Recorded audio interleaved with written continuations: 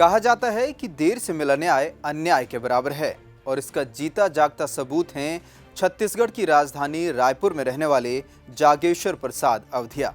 जी हां, रायपुर में रहने वाले 83 साल की जागेश्वर प्रसाद अवधिया की जिंदगी एक झूठे रिश्वत के मामले ने पूरी तरह से बदल कर रख दी, बल्कि यूं कहें कि बर्बाद कर दी। दरअसल 1986 में जागेश्वर प्रसाद अवधिया पर 100 रुपए की रिश्वत लेने के आरोप लगे थे। इस आरोप ने उनकी नौकरी, उनका परिवार और उनका सम्मान सब कुछ छीन लिया।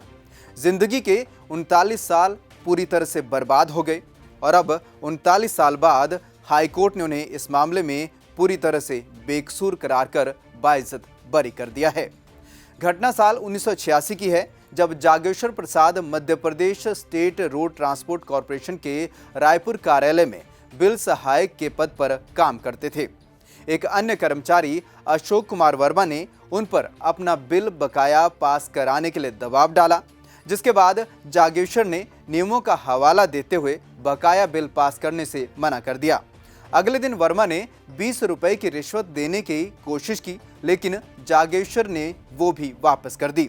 इसके बाद 24 अक्टूबर 1986 को वर्मा ने जागेश्वर को 100 रुपए की रिश्वत देने की फिर से कोशिश की और 50-50 रुपए के 2 नोट दिए। इसी दौरान विजिलेंस ने टीम ने छापा मारकर जागेश्वर प्रसाद को रंगे हाथों गिरफ्तार कर लिया। जागेश्वर ने दावा किया कि गिरफ्तारी सोची समझी साजिश है।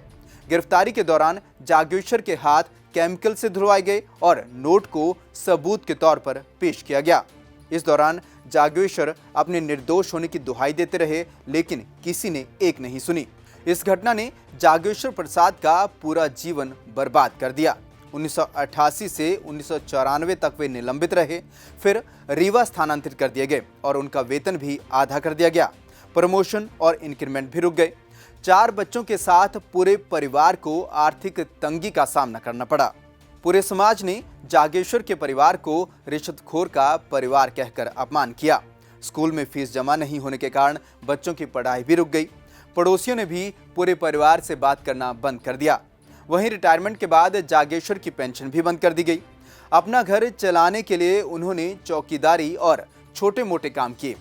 83 वर्षीय जागेश्वर प्रसाद अवधिया की पूरी जिंदगी एक झूठे आरोप के चलते बर्बाद हो गई और अब अवधिया को कोर्ट ने बाइज्जत बरी कर दिया है।